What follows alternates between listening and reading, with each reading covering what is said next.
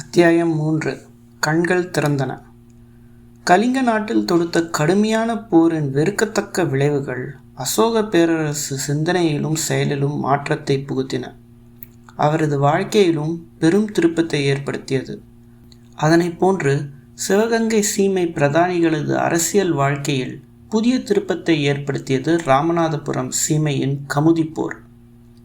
கிபி 1799 மே மாத இறுதியில் கும்பெனி கலெக்டர் லூஷிங்டனது வேண்டுகோளுக்கு இணங்கி சிவகங்கையிலிருந்து மரப்படை ஒன்று கமுதி கோட்டைக்கு புறப்பட்டு சென்றது.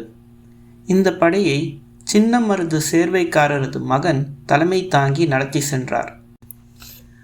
ராமநாதபுரம் சீமையின் சேதுபதி மன்னரை சிறையில் அடைத்த கும்பெனியாரது கொடுமையை எதிர்த்து போரிட்ட கிளர்ச்சிக்காரர்கள் வெள்ளக்குளம் காட்டில் நடைபெற்ற போரில் படுதோல்வி அடைந்ததற்கும் கும்பெனியாரது செல்வாக்கு தொடர்வதற்கும் மருது சேர்வைக்காரர்களது இந்த இராணுவ உதவி துணையாக இருந்தது. அப்பொழுது மருது சகோதரர்கள் கும்பெனியாரை ஆதிக்க வெறி கொண்ட அந்நியராக கொள்ளவில்லை. மாறாக அவர்களை அந்யோன்யம் கொண்ட அருமை நண்பர்களாக கருதினர். அதுவரை அவர்களிடம் மிகவும் நெருக்கமாக பழகி நட்புடன் திகழ்ந்த கர்னல் வெல்ஷ் போன்று அனைத்து வெள்ளை பரங்கிகளும் இருப்பார்கள் என அவர்கள் தவறான மதிப்பீடு செய்திருந்தனர். ஆதலால் கலெக்டர் லூஷிங்டன் உதவி கோரியவுடன் உடனே தமது படைகளை கமுதிக்கு அனுப்பி வைத்தனர். அதன் விளைவு என்ன என்பதை விவேகத்துடன் சிந்திக்க அவர்கள் தவறிவிட்டனர். அதன் பிரதிபலிப்பு முதுகுளத்தூர் பகுதி மக்களது புரட்சி மண்ணோடு மண்ணாக நசுக்கப்பட்டது. வெற்றியினால் திளைத்து மகிழ்ந்த கலெக்டர் லூஷிங்டன் மருது சகோதரர்களுக்கு பாராட்டு தெரிவித்தார். சென்னை கோட்டையில் கும்பெனி கவர்னரது தலைமையில் கூடிய கும்பெனியரது இயக்குநர்கள் குழு மருது சேர்வைக்காரர்கள் தக்க சமயத்தில் உதவியதற்காக தங்களது மகிழ்ச்சியை தெரிவித்து கொண்டதுடன் கலெக்டர் லூஷிங்டன் பரிந்துரைத்தவாறு சேர்வைக்காரர் மக்களுக்கு 116 ஸ்டார் பக்கோடா, 7 ஃபனாம், 52 காசு பண மதிப்புள்ள அன்பளிப்புகளை வழங்க அனுமதித்தது.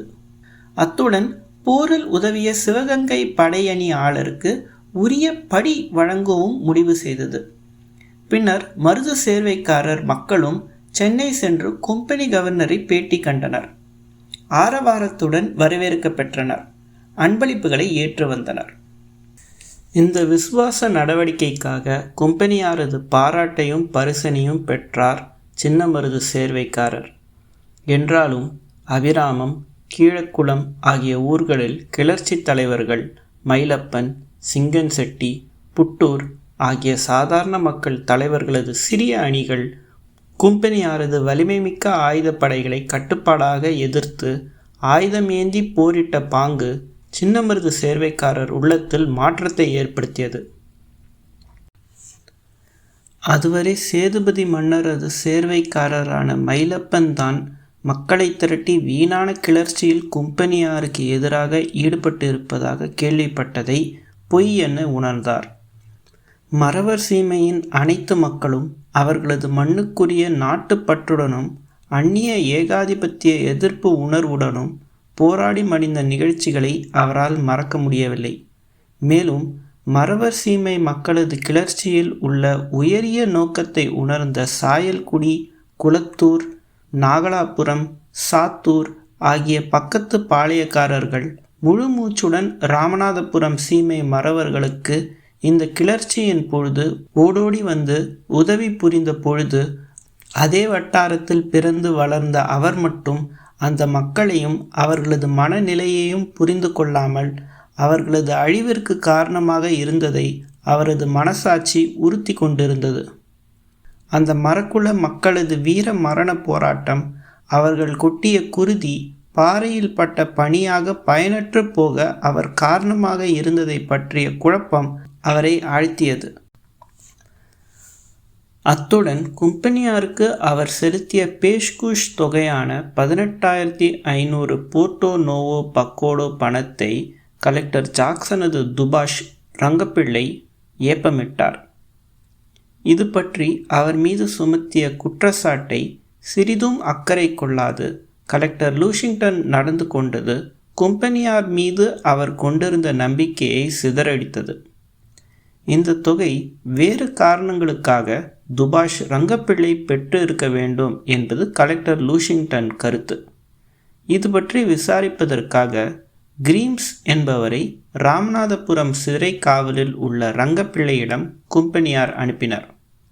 ரங்கப்பிள்ளையும் அந்த தொகையை 7000 போர்ட்டோ நோவோ பக்கோடோ பணத்தை மருது சேர்வைக்காரர் கலெக்டர் ஜாக்சனிடம் நேரில் கொடுத்தார் என்றும் 11,500 போர்ட்டோ நோவோ பணத்தை தாமே பெற்று சென்று ஜாக்சனிடம் ஒப்படைத்ததாக ஒப்புக்கொண்டார்.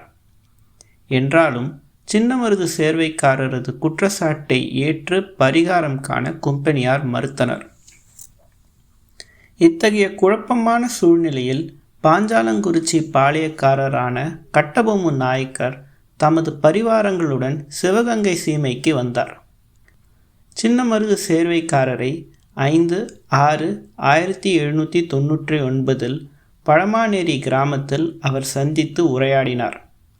சில மாதங்களுக்கு முன்னால் கலெக்டர் ஜாக்சன் தம்மை சந்திக்குமாறு ஓலை அனுப்பியதை மதித்து அவரை பேட்டி காண குற்றாலம் சென்றதையும் அவரது பேட்டி கிடைக்காததால் அங்கிருந்து அவரை தொடர்ந்து சொக்கம்பட்டி, சிவகிரி, சாத்தூர், ஸ்ரீவில்லிபுத்தூர், பாவலி ஆகிய ஊர்களுக்கு சென்றும் வேண்டுமென்றே அவருக்கு பேட்டி மறுத்து 40 நாட்கள் அலைக்கழிவு செய்த பின்னர் ராமநாதபுரம் ராமலிங்கம் விலாசம் அரண்மனையில் கலெக்டரை சந்தித்த பொழுது தமக்கு இருக்கை கூட அளிக்காமல் குற்றவாளியைப் போல 3 மணி நேரம் நிற்க வைத்து விசாரித்து அவமரியாதை செய்ததையும் சிறிது ஓய்விற்கு பின்னர் மீண்டும் சந்திப்பதாக சொல்லிவிட்டு அங்கிருந்து திரும்பிய அவரையும் அவரது பிரதானி சுப்பிரமணிய பிள்ளையையும் தடுத்து நிறுத்துமாறு உத்தரவிட்டதையும் விவரமாக எடுத்து சொன்னார்.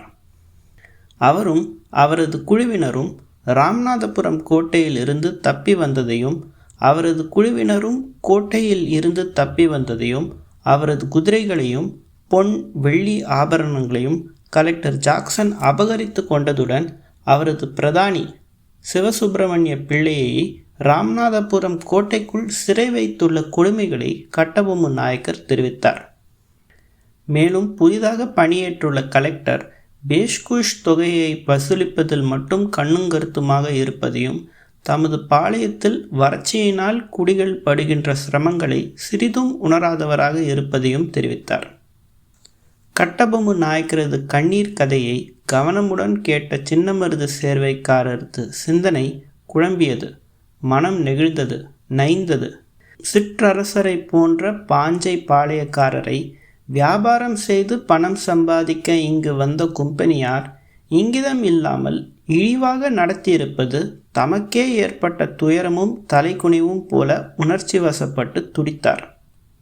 பரங்கி துறைகளை பற்றி அதுவரை அவர் கொண்டிருந்த நல்ல எண்ணம், நேச மனப்பான்மை ஆகியவை அனைத்தும் ஒரு நொடி நேரத்தில் பறந்து மறைந்தன.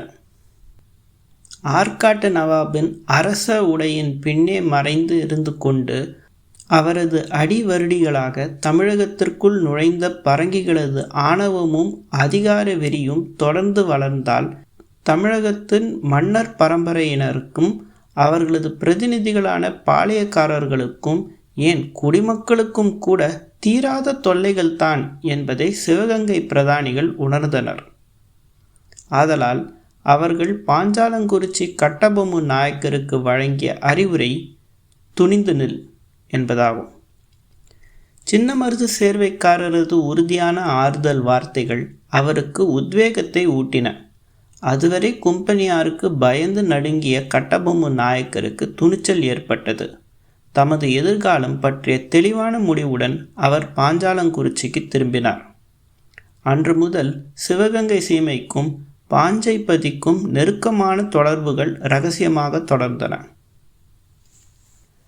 கட்டபொம்மு நாயக்கரது பழமாநேரி பயணத்தையும் சிவகங்கை சேர்வைக்காரரது சந்திப்பையும் உளவாளிகள் மூலம் அறிந்த கலெக்டர் லூஷிங்டனுக்கு ஒன்றும் புரியவில்லை. மறவர் சீமை பகுதிக்கு கும்பனி கலெக்டராக பணியேற்று 6 மாதங்கள் ஆகியும் மரியாதை நிமித்தம் கூட அவரை சந்திக்காத பாஞ்சை பாளையக்காரர் சிவகங்கை பிரதானிகளிடம் செல்வதற்கு காரணம் என்ன?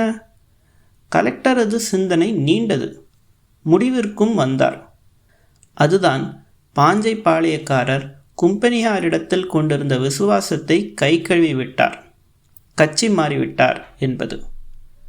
அத்துடன் கடந்த 12 ஆண்டுகளாக கும்பனியார் கட்டளைகளை ஏற்று பணிவுடனும் பாசத்துடனும் நடந்து வந்த சிவகங்கை பிரதானிகளும் கும்பனியாருக்கு எதிரான பேரணியை துவக்க ஆயத்தமாகிவிட்டார் என்பது ஆகும். அதற்கான காரணங்கள் அப்பொழுது திண்டுக்கல், ராமநாதபுரம், நெல்லை, மதுரை சீமைகளில் உள்ள பாளையங்களில் உள்ள மக்கள் பரங்கியரது அதிகார வெறிக்கும் ஆணவ போக்கிற்கும் ஆளாகி சொல்லொன்னா துயரங்களை தாங்கி வந்தனர். முந்தைய ஆண்டுகளில் நிலவிய வறட்சி கொடுமை மாறாத நிலையில் கும்பனி கலெக்டர் மக்களை கசக்கி பிழிந்து தங்கள் வரி தீர்வைகளை வசூலித்து வந்தார். ஏற்கனவே ராமநாதபுரம் சேதுபதி மன்னரும் மைசூர் திப்பு சுல்தானும் அவர்களது பகுதிகளில் அக்கிரமமாக வரி வசூலை மேற்கொண்டு குடிமக்களை கொடுமைப்படுத்தியதாக கூக்குரலிட்டு வந்திருந்தனர் கும்பனியார். இப்பொழுது நவாபிடமிருந்து பெற்ற அதிகார மாற்றம் மூலம் சம்பந்தப்பட்ட பகுதிகளில் நடைமுறையில் இருந்த வரி வசூலை விட மிகுதியான அளவு வசூல் செய்தனர். மதுரை, கூடலூர் பாளையங்களில் 96 விழுக்காட்டிற்கு கூடுதலாகவும், கம்பம் பகுதியில் 17 விழுக்காடும், பழனி பகுதியில் 17.5 விழுக்காடும், திண்டுக்கல் பகுதியில் 25 விழுக்காடும், கோயம்புத்தூர் பகுதியில் 118 விழுக்காடும், திருநெல்வேலி பகுதியில் 117 விழுக்காடும் கூடுதலாக வசூல் செய்தனர். ராமநாதபுரம் பகுதியில் புதிய உக்திகளை புகுத்தி வசூல் முறையிலும் மாற்றங்களை புகுத்தினர். மகசூலில் குடியானவர்களுக்கு உரிய பங்கை குறைத்து கூடுதலான தொகையை வசூலிக்க ஏதுவாக தானிய விலையை உயர்த்தினர். பஞ்சத்திலும் பசியிலும் துடிதுடித்து கொண்டிருந்த விவசாயிகள் பக்கத்தில் உள்ள தஞ்சாவூர் சீமைக்கு உயிர் பிழைக்க ஓடினர். மறவர் சீமையின் கிராமங்கள் களை இழந்து மக்கள் நடமாட்டம் இல்லாது காணப்பட்டன. ஆங்காங்கு தனிப்பட்ட ஒரு சிலரும் அவர்களுக்கு வேறு எவ்வித நம்பிக்கையும் இல்லாத நிலையில் தங்களை காத்து கொள்ள வளர்ந்து வரும் அல்லல்களை களைய ஆயுதமேந்தி போராட ஆயத்தமாகி கொண்டு வந்தனர். பாளையக்காரர்களது நிலையும் அன்றைய சாதாரண குடிமக்களது நிலையை விட மாறுபட்டதாக இல்லை. மதுரை நாயக்க மன்னர்களது 300 வருடகால ஆட்சியில் குறுநில மன்னர்களாக மக்களிடம் மரியாதையுடனும் மதிப்புடனும் வாழ்ந்த அவர்களை சமுதாயத்தின் கீழ்நிலைக்கு கும்பனியார் தாழ்த்தி வருத்தினர். அவர்களது அளவு கடந்த செல்வாக்கை அகற்றினர். ஆண்டுக்கு ஒரு முறை அவர்கள் மக்களிடமிருந்து பெற்று வந்த தேச காவல் காணிக்கையை கூட கும்பனி துரைகள் வற்புறுத்தி பெற்றுக்கொண்டனர். கும்பனியாரது பேராசையை, லஞ்ச லாவண்யத்தை பாளையக்காரர்களால் திருப்திப்படுத்த முடியவில்லை. பாளையக்காரர்களின் வரி வசூலிக்கும் உரிமையை பொது ஏலத்தில் விட்டு கூடுதல் தொகை பெறும் தந்திரத்தை கும்பனியார் கையாண்டனர். இந்த முறையிலும் லஞ்சமும் ஊழலும் ஒட்டி கொண்டிருந்தன. மதுரை சீமையின் குழப்பம் தொடர்ந்தது. மறவர் சீமை நிலையை நன்கு புரிந்திருந்த மதுரை கலெக்டர் மதுரை சீமை பாளையக்காரர்களையும் குடிமக்களையும் எச்சரித்து வந்தார். கம்பம், கூடலூர் பகுதிகளுக்கு குத்தகைதாரராக ராமநாதபுரம் முத்து இருளப்ப பிள்ளையை நியமித்து மக்களது குரோதத்தையும் வெறுப்பையும் குறைக்க முயன்றனர். கும்பனியாரது கைக்கூலியும் சிறந்த நிர்வாகியுமான பிள்ளைவாளின் மந்திர தந்திரங்களுக்கு அங்கு மகிமை இல்லாமல் போய்விட்டது.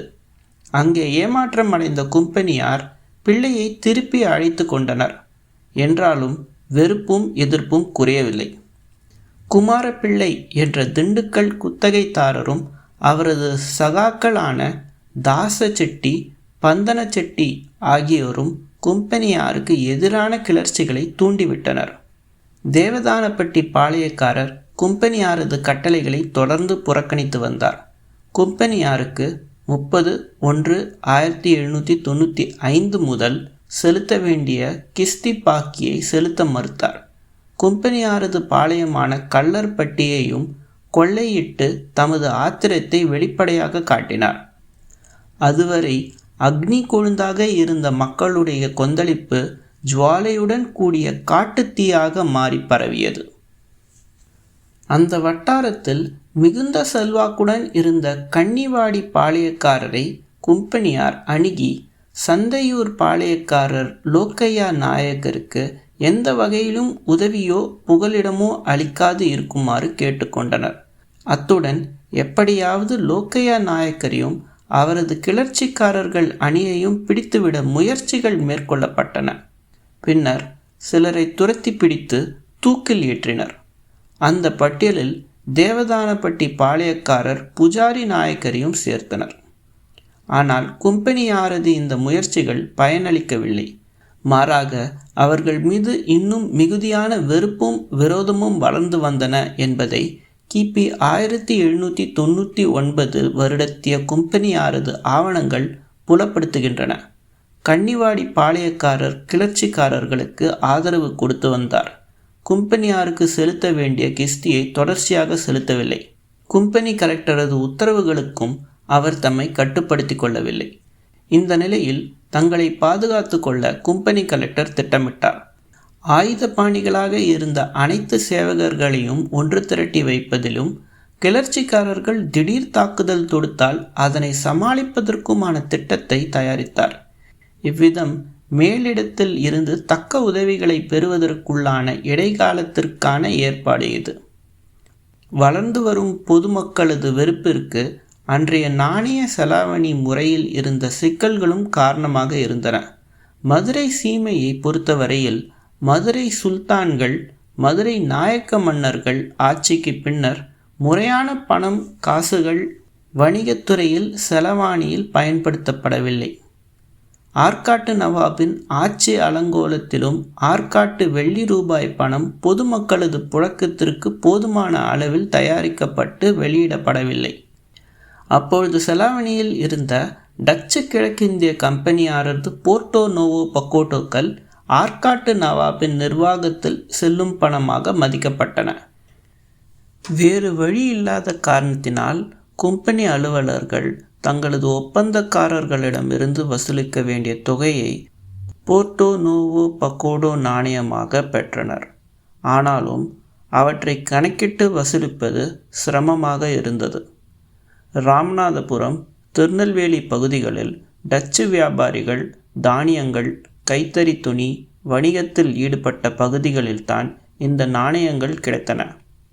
ஆதலால் ஒப்பந்தக்காரர்களிடம் அங்காடி விலைகளில் சேர வேண்டிய தொகையை கணக்கிட்டு வசூலிப்பது கம்பெனியாருக்கு சாதகமாக இருந்தது. இந்த இருதரப்பு நிலைகளையும் சீர் செய்து பாக்கி கணக்குகளை நேர் செய்வது கடினமான காரியமாக இருந்தது. இதனால் கும்பனியாரே பொதுமக்களது செலாவணிக்கு வேண்டிய நாணயங்களை தயாரித்து வெளியிட வேண்டும் என கோரிக்கைகள் எழுந்தன. ஆனால் பலனில்லை. என்றாலும் ஆற்காடு நவாபின் மேனேஜர் செலாவணியில் இருந்த பிற நாட்டு நாணயங்களை அவர்களது ஆற்காட்டு வெளிப்பணத்திற்கு ஈடாக, அதாவது ஒரு பணத்திற்கு வெளிப்பணம் 96 என்று வாங்கி உருக்கி நவாபின் நாணயமாக மாற்றி வெளியிட்டார். இந்த நாணய புழக்கத்திற்கு மதிப்பு, அதாவது 46 புது நாணயங்கள் ஆற்காட்டு வெள்ளி ரூபாய் ஒன்றிற்கு சமம் என மதிப்பிடப்பட்டது. இதனால் பொதுமக்கள் தான் பெரிதும் பாதிக்கப்பட்டனர். இன்னொரு வகையிலும் பொதுமக்கள், குறிப்பாக விவசாயிகள் வீணான துன்பத்திற்கு ஆளாயினர். அறுவடையில் விவசாயிகளிடம் இருந்து அரசு தீர்வையாக பெறுகிற நெல் மொத்தத்தில் ஒரு குறிப்பிட்ட அளவிற்கு மிகுதியாக சேர்த்துவிட்டால் இந்த கூடுதலான அளவு நெல்லை அந்த கிராமத்து குடிமக்களிடம் பிரித்து கொடுத்து அதற்குரிய கிரயத் தொகையை கட்டாயமாக வசூலித்து பெறும் முறை ஒன்றும் நடைமுறையில் இருந்தது. இதற்கு குடியம் என்ற பெயர். இதன் மூலம் மிகுதியான தானியத்தை சேகரித்து பாதுகாக்கும் பொறுப்பு கும்பனியாரால் தவிர்க்கப்பட்டது. இவ்வளவு இன்னல்களையும் குடிமக்களுக்கு ஏற்படுத்திவிட்டு அவர்களது குறைகளை களைவதற்கான ஆலோசனை பெற தனிக்குழு ஒன்றையும் கிபி 1796 கும்பனியார் நியமனம் செய்தனர்.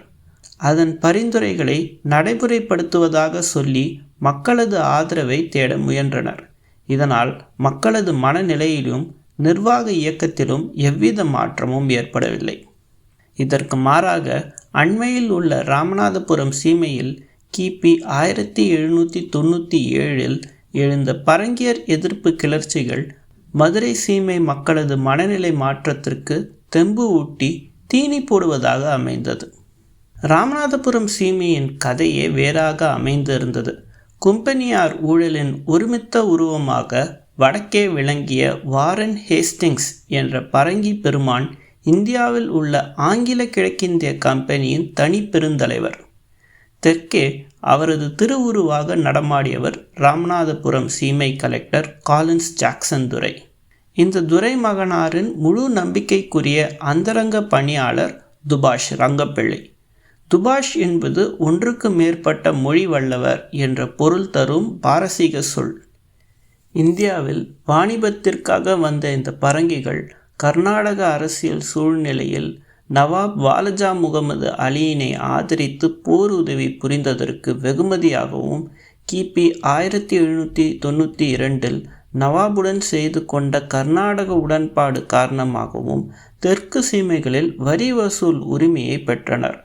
அவர்கள் பாளையக்காரர்களது கோட்டைகளை பராமரிப்பை மேற்கொண்ட பொழுது அவர்களுக்கு இந்த துபாஷ்கள் தேவைப்பட்டனர்.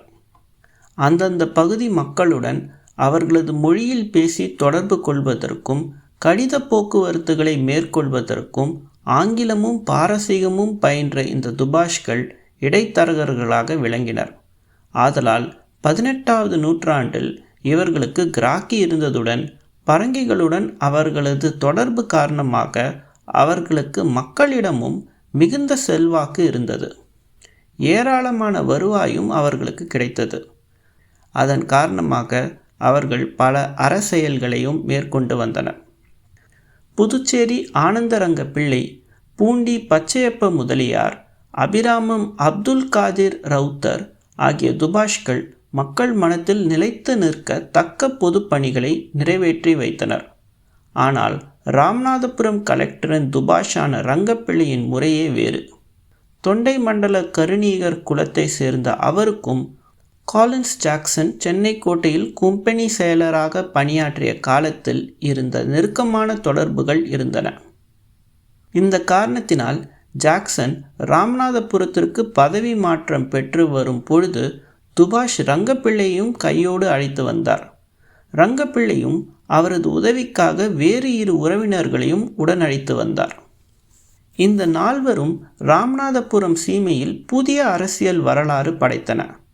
அவர்களது நடவடிக்கைகள் அவர்களது பணிக்கு அழியாத களங்கத்தை ஏற்படுத்தியதுடன் நியாயத்திற்கும் நேர்மைக்கும் நிலைக்களனாக விளங்குவதாக பறைசாற்றி வந்த பரங்கிகளது முகமூடிக்கு பின்னால் அமைந்துள்ள அவர்களது கோர வடிவையும் கோடிட்டு காட்டின.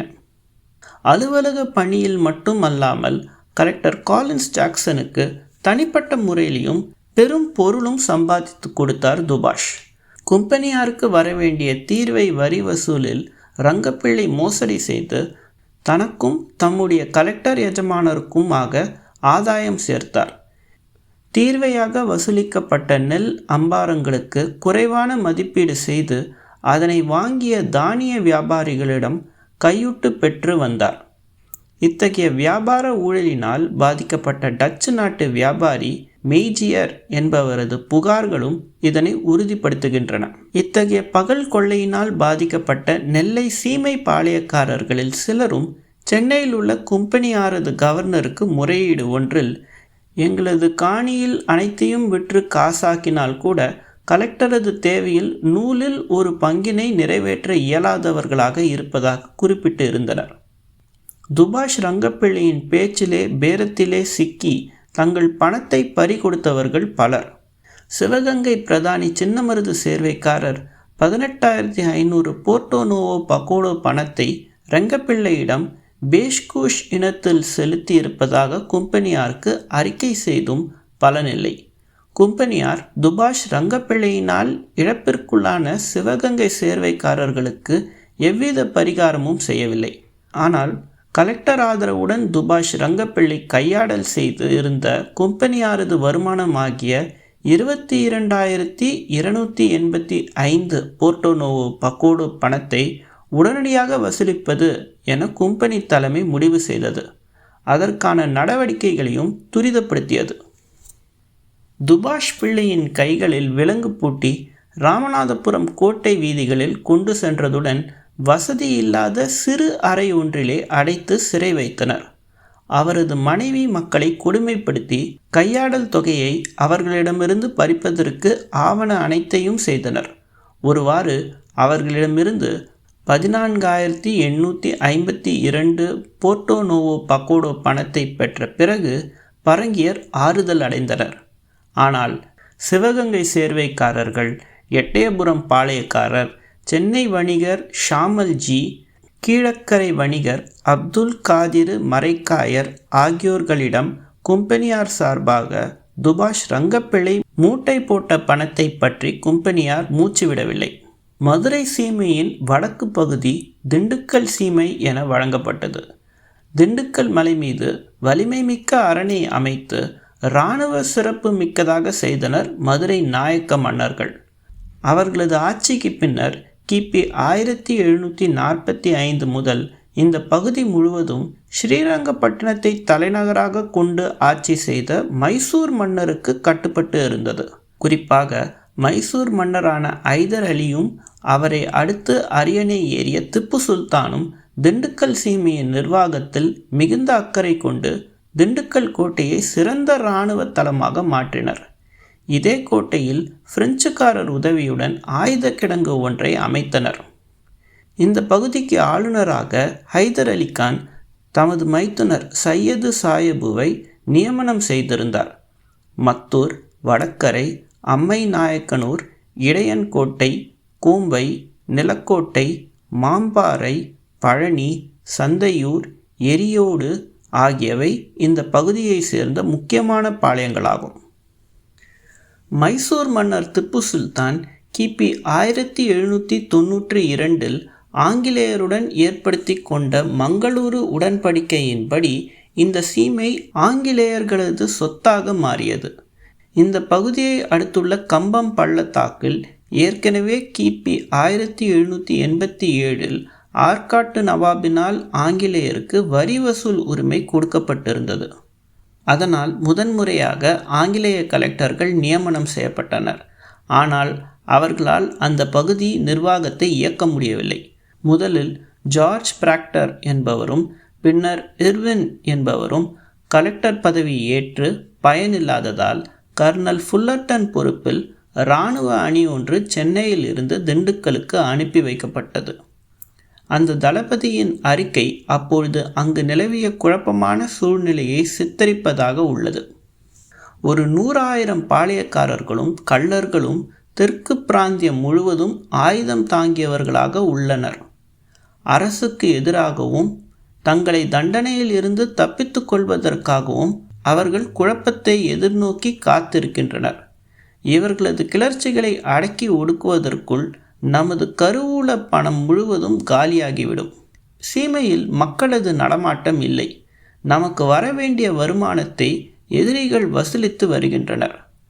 நமது அணிகளில் கட்டுப்பாடு இல்லை. அவர்களுக்கு சரியான முறையில் ஊதியம் வழங்கப்படவில்லை. அவர்களை இயக்குகின்ற தலைமையும் சரியாக இல்லை. எங்கும் குழப்பம். இந்த பகுதிக்கு புதிய எஜமானர்களாக வந்த கும்பெனி கலெக்டர்களை இந்த பாளையக்காரர்கள் மதிக்கவில்லை. அவர்களை கும்பெனி நிர்வாகம் அங்கீகரித்து வழங்கிய சன்னதுகளை பெற்றுக்கொள்வதற்கும் அவர்கள் மறுத்துவிட்டனர். இந்த சூழ்நிலையில் அவர்களிடம் கிஸ்தி பணத்தை வசூலிக்க இயலாமல் தவித்த கும்பெனி கலெக்டர்களும் அவர்களது முகவர்களான குத்தகைதாரர்களும் குடிமக்களை கசக்கி பிழிந்தனர். இவர்களுக்கெல்லாம் மேலாக அவர்களது எடுபடிகளான கணக்கு பிள்ளைகளும் வெள்ளை சேவகர்களும் மக்களை அல்லல் படுத்துவதையே தங்களது அன்றாட பணியாக கொண்டிருந்தனர். இவ்வளவு கொடுமைகளுக்கு பின்னரும் கும்பெனியார் நிர்ணயித்த கிஸ்தி பணம் அவர்களுக்கு போய் சேரவில்லை. இடையிலே பல ஊழல்கள். குடிமக்களும் பாளையக்காரர்களும் இந்த கோர நாடகத்தில் பாதிக்கப்பட்டவர்களாக காட்சியளித்ததை தளபதி ஃபுல்லர்டனின் அந்த அறிக்கை தெளிவாக சூட்டுகிறது. இவைகளை அறிந்த கும்பெனி தலைமை கலெக்டர்களை மாற்றினர். ஓரளவு குடிமக்களுக்கு இனம் தெரிந்தவர்களை தங்களது குத்தகைதாரர்களாக நியமனம் செய்தனர். இவைகளினால் நிலைமையில் மாற்றத்தை ஏற்படுத்த இயலவில்லை. இத்தகைய குழம்பிய நிலையை பொதுவாக கள்ளர்களும் குறிப்பாக சில பாளையக்காரர்களும் தங்களது சுயநலத்திற்காக பயன்படுத்தினர். இனாம், சுதந்திரம் ஆகியவை சம்பந்தப்பட்ட வசூல் தொகை கணக்கிற்கு கொண்டு வரப்படாமல் கையாடல் செய்யப்பட்டது.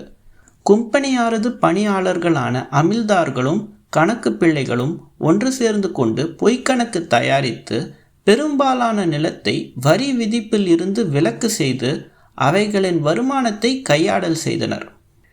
பழனி பாளையக்காரர் தமது பாதுகாப்பென 1000 பேர் கொண்ட படையணி ஒன்றை துவக்கினார்.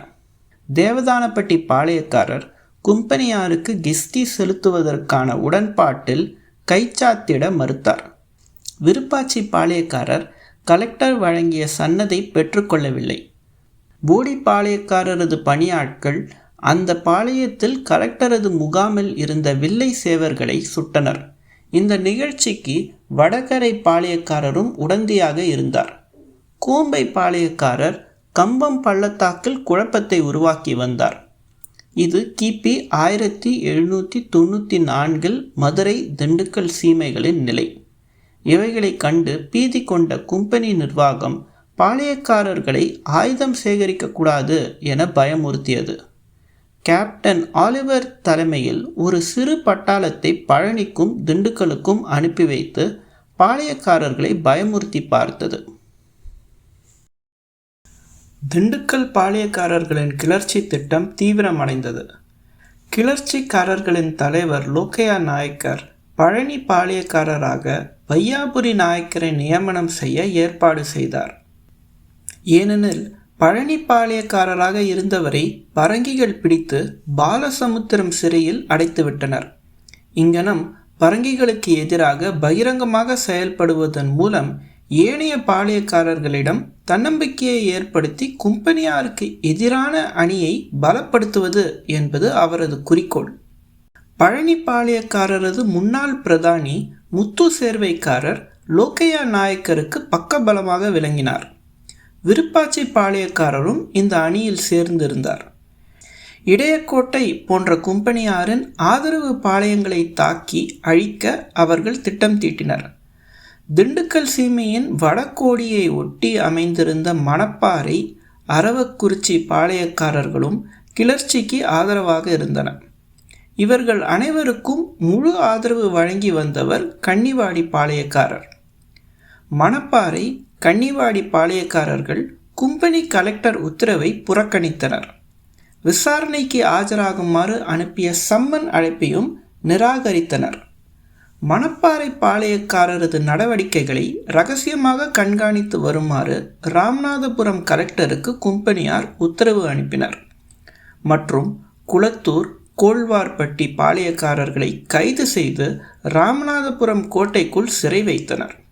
முதுகுளத்தூர் பகுதி கிளர்ச்சிகளை ஊக்குவித்து வந்த முத்தையா பிள்ளை, பாண்டியன் பிள்ளை ஆகிய பெருந்தலைவர்களை கைது செய்து பாளையங்கோட்டை சிறையில் பூட்டி வைத்தனர். தளபதி மயிலப்பன் சேர்வைக்காரரை பிடிக்க இயலாத காரணத்தினால் அவரது குடும்பத்தினரை பிணையாளிகளாக கைப்பற்றி ராமநாதபுரம் கோட்டையில் அடைத்து பாதுகாத்து வந்தனர். கும்பனியாரது மக்கள் விரோத காட்டுமிராண்டித்தனமான நடவடிக்கைகளை அப்போதைக்கு அப்போது சிவகங்கை சேர்வைக்காரர்கள் அறிந்து வந்தனர். கும்பனியாரது உண்மைக்கு மாற்றமான பிரம்மையான தோற்றத்தை உணர்ந்த பிறகும் அவர்களது அகக்கண்கள் எப்படி திறக்காமல் இருக்க முடியும்? கடுமையான நடவடிக்கைகள் மூலம் பாளையங்களை பறிமுதல் செய்தல், தூக்கு தண்டனை, நாடு கடத்தல், பாளையக்காரர்களது கோட்டைகளை இடித்து அழிமானம் செய்தல், அவர்களது பாரம்பரிய மரபுகளை அனுபவிக்க இயலாது செய்தல், இராணுவ அரசு பணியாளர்களை அவர்களது பதவிகளிலிருந்து நீக்குதல், வரி வசூல் கொடுமைகள் ஆகிய அனைத்து நடவடிக்கைகளும் எதிர்பார்த்த இணக்கமான சூழ்நிலைக்கு எதிரான விளைவுகளை உருவாக்கின. ஏற்கனவே சமுதாயத்தின் ஏனைய முக்கியமான பிரிவினரான விவசாயிகளும் தொழிலாளிகளும் பரங்கிகளது சுயநலம், தலையீடு ஆகிய காரணங்களினால் அருவருப்படைந்திருந்தனர். அவர்களும் இந்த அணியுடன் இணைந்து ஏகாதிபத்திய எதிர்ப்பு இயக்கத்தை பெரிதும் அல்லல்படுத்தினர். அன்றைய நிலையில் இத்தகைய பரங்கிகள் மீதான எதிர்ப்பு உணர்வு தமிழகத்தின் தென்கோடியில் மட்டுமல்லாமல் இந்திய நாட்டின் தென்பகுதி முழுவதும் நிலவி வந்ததை பல ஆவணங்களில் இருந்து தெரிய வருகிறது. கும்பனியாரது ஆதிக்க பேராசைக்கு இலக்கான மகாராஷ்டிரம், கர்நாடகம், வயநாடு, கேரளம், தமிழகம் ஆகிய பகுதிகளைச் சேர்ந்த கிளர்ச்சி தலைவர்கள் திண்டுக்கல் கோட்டையில் சந்தித்து தங்கள் பகுதிகளில் அந்நிய எதிர்ப்பு கிளர்ச்சிகளை மேலும் எவ்விதம் தீவிரப்படுத்துவது என்பதை பற்றி ஆய்வு செய்தனர். இறுதியில் தங்கள் முதல் நடவடிக்கையாக கோயம்புத்தூர் நகரில் 3/6/1800 ஆம் தேதியன்று ஆயுத போராட்டத்தை தொடங்குவது என தீர்மானித்தனர். இந்த இரகசிய கூட்டத்தில் விருப்பாச்சி கோபால நாயக்கர், கோயம்புத்தூர் கவுஸ்கான், மலபார் கேரளவர்மா, மைசூர் கிருஷ்ணப்பா, மகாராஷ்டிரத்து துந்தியா ஆகிய முக்கிய கிளர்ச்சி தலைவர்கள் பங்கு கொண்டனர். இந்த இரகசிய கூட்டம் பற்றிய துப்புகளை பின்னர் விசாரித்து அறிந்த கும்பனியார் இந்த கூட்டத்தில் சிவகங்கை பிரதானி சின்னமருதுவும் பங்கு கொண்டார் என்ற விபரத்தை அறிந்து ஆச்சரியப்பட்டனர். அதுவரை எவ்வித சந்தேகத்திற்கும் இடமில்லாமல் அவர்களது விசுவாசமான நண்பர் என கருதி சின்னமருது சேர்வைக்காரரை பாராட்டி புகழ்ந்து வந்த கும்பனியாருக்கு அவர் மீது ஐயம் ஏற்பட்டது. அதனை உடனடியாக வெளிப்படுத்தி காட்டிக்கொள்ளாமல் ராஜதந்திரத்துடன் அவரது நடவடிக்கை அனைத்தையும் இரகசியமாக கண்காணித்து வர ஏற்பாடு செய்தனர். சிவகங்கை சீமையை அடுத்துள்ள ராமநாதபுரம் சீமையில் உள்ள கும்பனியாரது கைக்கூலிகளான அமில்தார்கள் சிவகங்கை சீமையில் இருந்து வரும் ஆட்களது நடமாட்டத்தை நோட்டமிட்டு அப்பொழுதைக்கப்பொழுது அவர்களது எஜமானரான ராமநாதபுரம் கலெக்டருக்கு அறிக்கைகள் அனுப்பி வைத்தனர். மயிலப்பன் ஒரு இஸ்லாமியருடனும் 100 வீரர்கள் 2 குதிரைகளுடனும் 2 வண்டி வெடிமருந்து பொதிகளுடனும் சிவகங்கையில் இருந்து இன்று காலை 4 மணிக்கு கட்டிக்குளம் வந்தனர். அங்கு துணிமணிகள், தானியங்கள், பணம் ஆகியவைகளை பறித்து கொண்டு போய்விட்டனர். இது ராமநாதபுரம் பேஷ்காரின் 18/2/1801 ஆம் தேதி அறிக்கை. சிவகங்கை ஆட்கள் காடல்குடிக்கு வந்தனர். அவர்களுடன் ஐயா தலைவனும் நாகராஜ மணியக்காரர், இப்ராஹிம் சாஹிப், மயிலப்பனும் குதிரைகளும் 100 வீரர்களும் வந்துள்ளனர். நாகலாபுரம் தாலுக்காவை கொள்ளையிடுவதற்காக. இது நாகலாபுரம் அமில்தாரது 7/3/1801 ஆம் தேதிய அறிக்கை. சிவகங்கை சேர்வைக்காரரது பணியில் உள்ள பிராமணர் ஒருவர் 6 சிப்பந்திகளுடன் எட்டயாபுர பாளையத்தை சேர்ந்த மாவிலோடைக்கு வந்துள்ளனர். மயிலப்பன் 300 வீரர்களுடன் மாவிலோடையில் இருந்து வருகிறார். காடல்குடி குளத்தூர் பாளையக்காரர்களுக்கு உதவுவதற்காக அவர் மருது சேர்வைக்காரரது தூண்டுதல் பேரில் அங்கு அனுப்பப்பட்டு இருக்க வேண்டும். இதுவரை சிவகங்கை சீமையில்தான் மயிலப்பன் பாதுகாக்கப்பட்டு வந்தார். இல்லையென்றால் மயிலப்பனுக்கு 100 ஆயுதம் தாங்கிய போர் வீரர்கள் எப்படி கிடைத்தனர்? சின்ன மருது சேர்வைக்காரரது அலுவலரான சுப்பையரும் இன்னும் சிலரும் மண்டல மாணிக்கத்தில் தங்கியிருப்பதற்கு என்ன காரணம்? பாஞ்சைக்கும் சிவகங்கைக்கும் ஓலைகளை பரிமாறிக்கொள்வதற்கு தானே. இது ராமநாதபுரம் பேஷ்காரது 7/3/1801 ஆம் தேதிய கடிதம். 23/2/1801 தேதி மயிலப்பனும் அவரது குழுவினரும் போதிய ஆயுதம் தாங்கிய 100 வீரர்களும் 20 பொதி வெடிமருந்து துப்பாக்கி தோட்டாக்களுடன் பெருநாளி மாகாணத்து திம்மநாதபுரத்திற்கு சென்றனர். இது கமுதி பாப்பாங்குளம் பேஷ்காரது 2/3/1801 ஆம் தேதிய கடிதம். சென்னையில் உள்ள பிரமுகர் ஒருவருக்கு மருது சேர்வைக்காரர் இவ்வாறு கடிதம் எழுதியுள்ளார். எங்களது கப்பத்தொகையை முறையாக கலெக்டரது உத்தரவின்படி செலுத்தி வருகிறோம். ஆனால் இதற்கு மாற்றமாக கலெக்டர் எங்களது பாளையத்தை பறிக்க திட்டமிட்டுள்ளார். இந்த நோக்கத்தை நிறைவேற்ற அவர் எங்களை பற்றி தவறான அறிக்கைகளை அனுப்பி வருகிறார். நாங்கள் அவ்விதம் தவறாக நடந்திருந்தால் திருச்சியில் உள்ள துரையிடத்தில் அல்லது தஞ்சாவூர் கலெக்டரிடத்தில் நிரூபிக்கட்டும். அவர்கள் சரியான புலன் விசாரணையின் மூலம் எங்களை குற்றவாளியாக முடிவு செய்தால் அதற்குரிய தண்டனையை ஏற்றுக்கொள்ள சித்தமாக இருக்கிறோம். மேலும் இந்த கலெக்டர் பொறுப்பு ஏற்றுக்கொண்டதில் இருந்து பாளையங்களை பறிமுதல் செய்வதில் தான் நாட்டமாக உள்ளார். அவர் இங்கிருக்கும் வரை சந்தேகத்திற்கு இடமில்லாமல் எங்களது பாளையத்தையும் மேற்கொள்ள முனைவார். அதற்காக இராணுவம் எங்களை நோக்கி அனுப்பப்பட்டால் நாங்கள் எங்கள் உயிரை தியாகம் செய்யவும் தயாராக இருக்கிறோம். இது கோட்டைப்பட்டினம் தாலுகா ஊரூர் அமில்தார் 18/3/1801 தேதிய கடிதம்.